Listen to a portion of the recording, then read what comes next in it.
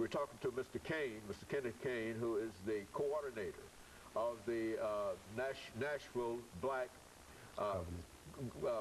Covenant Coalition. I'm sorry about that. You know, we've been stumbling through this all evening, but I think NBCC. NBCC. Yeah. Okay, Nashville Black Covenant Coalition, and this is a group of individuals that have come together in an effort to try to deal with some of the real economic and social ills that are facing many young African-American men today. Not only African-American men, but more than not African-American men. And so let's give you an opportunity to make some other statements in reference to some of those individuals you're trying to serve. Well, as I said, it comes out of my spiritual center. I believe people of faith have a responsibility, and so issues that we're trying to deal with, as I said, with people with the felonies, but also understanding the terrible economic conditions people are having to live through. Despite what they say about the average unemployment rate, you know, as you know, in our communities, when they have a recession, we have a depression, right? And so that's continuing, but it's getting worse. And of course, now the violence and the drug scene. And so we understand that something structurally must be done. We understand that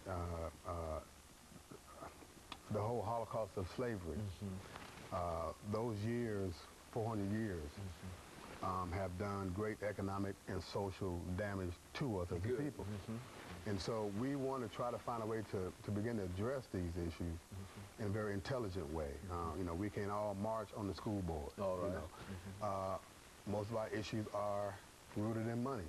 Like, for instance, here in Nashville, some people don't have books in schools. It's a money thing. That's the money. And so we are sponsoring a conference in November 11th through the 13th of November. A group called Cobra is coming into town to talk about restitution and reparation. You know, how do we help America to deal with its historical debts that have yet to be paid? That has to be on the table, I believe, because we're in such dire straits. Our people are so hungry right now. They are losing their homes. So we must address the economic issue from a more structural, you know, standpoint.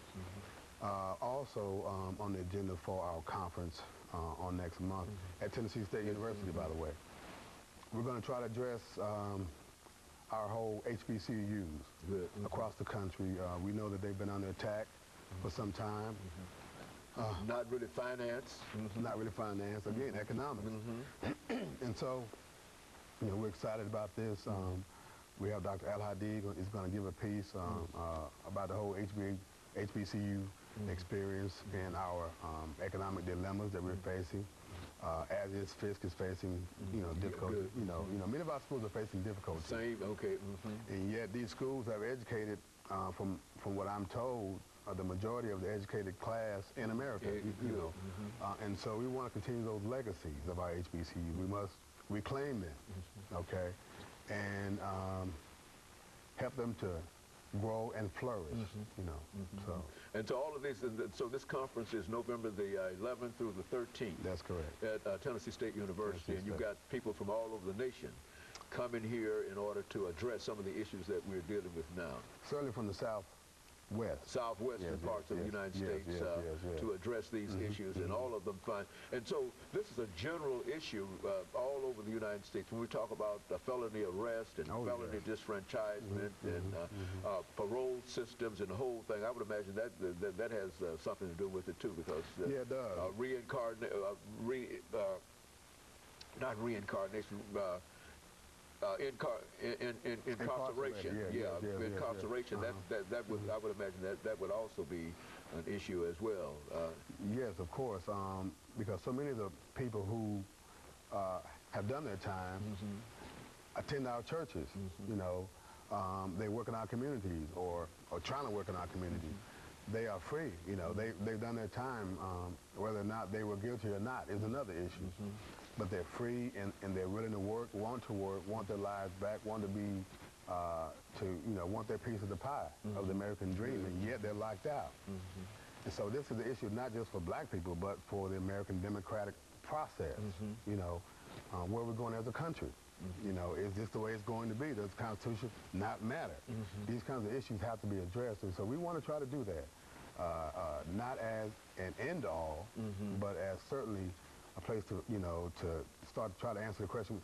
I think Dr. King left us, where do we go from here? Okay, and it's not done with any kind of bitterness or anything, no. To recognize that you have to analyze the whole question in order to find a way out, and that there would have to be some kind of legislative answers to some of the problems that we're dealing with, because they're so widespread and they impact so very, very many people. And so you think that this conference will have an opportunity to at least address some of those issues. And I think in a real sense, we've got about 4 minutes, and we'll give you an opportunity to continue your discussion. But in a real sense, we can say that nothing has been said nationally in reference to this. I think you talk about the Nashville coalition, but and you might have a few groups here or there, but for the most part, this is sort of a silent kind of problem that nobody understands with those individuals who live within these communities and who cannot find a job, and everywhere they go, they're turned away, and then they're facing a whole issue not only of unemployment outside, but the same issue when they go back home without being able to satisfy a wife, kid. That's very critical. Yeah, that's what it's the whole structure of the family. It's not just about one individual coming out of jail, not being able to find a job, but it's about that one individual who had a wife while he was in jail, a kid while he was in jail, and now he's out with great expectation, and now he can't even meet them, which means that he goes back where? Back to jail. In a real sense, because he generally becomes involved. That's why we get this recidivism, all of those issues. And so this is a new organization, is it? Well, I would say fairly new. We started back in 2006. This particular issue we've tried to address over the last 2 years, I would say.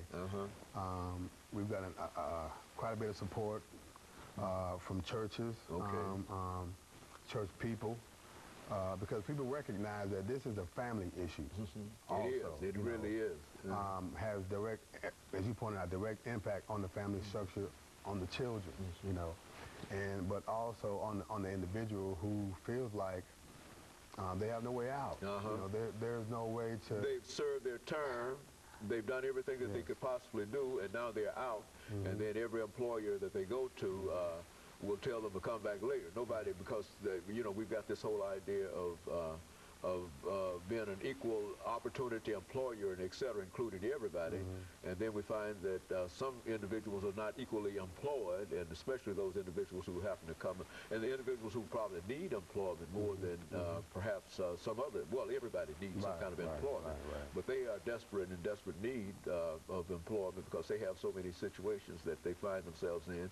And I'm really in sympathy with such individuals, and I hope that your organization can, with this conference that you're having on between November the 11th to the 13th, that other folks could be aware of this conference, and we're going to do as much as we possibly can in order to make people aware of it, and that you can get a larger turnout, and that something can possibly be done. I think that the state of Tennessee has already tried to deal with this whole issue of voting for these individuals, but for the most part, I don't think that has been as thorough as it possibly could have been. Well, they've made progress in Tennessee. I would say that. But the restrictions are so outrageous that I don't really see that being able to solve our problems. We're gonna have to get involved ourselves. That's good. And we can't wait for others to do it. Okay, and of course, Ms. Caine, let me thank you for bringing that excellent information by with us, and we've got about half a minute before we end this show for today. But I certainly appreciate that, and I'm sure that our audience also appreciates the information that you've given us, and we become much more aware. I think, and that's about the only thing that we can do in sessions like this, to make people more aware of it and make them more sensitive to it, and understand that they too have a responsibility to do things. And I think that you've helped us to move in that direction with this whole issue.